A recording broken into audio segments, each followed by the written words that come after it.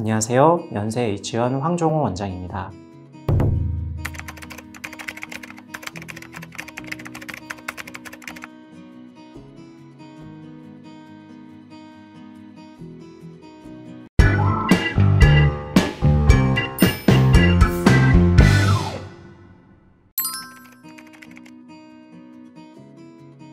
눈썹파 상안검 거상술은 상안검이 처졌을 때, 그래서 눈이 좀 작게 보일 때, 그리고 상안검 쪽이 처짐으로 인해서 짓무름이 있을 때, 그럴 때 주로 하게 되는 수술입니다.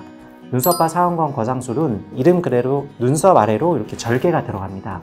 그래서 눈썹파 상안검 거상술이라고 합니다. 상안검 수술은 두 가지가 있습니다. 한 가지는 우리가 흔히 아는 쌍꺼풀 수술, 그러니까 절개 쌍꺼풀을 통해서 늘어진 상안검을 좀 제거를 하고 올리는 그런 절개 쌍꺼풀 수술이 있고, 눈썹 아래로 절개를 하는 눈썹파 상안검 거상술이 있습니다. 두 가지의 차이는 절개 쌍꺼풀 같은 경우는 우리가 흔히 말하듯이 쌍꺼풀 라인을 만드는 수술입니다. 쌍꺼풀 라인을 통해서 늘어진 상안검을 올리는 그런 수술이고, 근데 대부분 쌍꺼풀 수술을 하다 보면은 눈의 모습이 처음과 약간 변하게 됩니다. 그리고 남자 같은 경우는 쌍꺼풀을 원하지 않는 경우가 있습니다. 따라서 그러한 경우에는 눈의 모양이 변하지 않고 눈썹 아래로 절개를 해서 눈썹파 상안검 거상술을 통해서 자연스럽게 눈을 이렇게 올리는 그러한 수술적인 결과를 만들어낼 수가 있습니다. 안검하수는 눈꺼풀 올림근의 힘이 떨어졌을 때 상안검이 처지게 됩니다. 그래서 눈을 뜨는 힘이 떨어지기 때문에 이마를 이용을 해서 눈을 뜨게 되고, 턱을 이렇게 들어서 눈을 보게 됩니다. 그래서 눈꺼풀이 처지게 되는 것을 안검하수라고 합니다.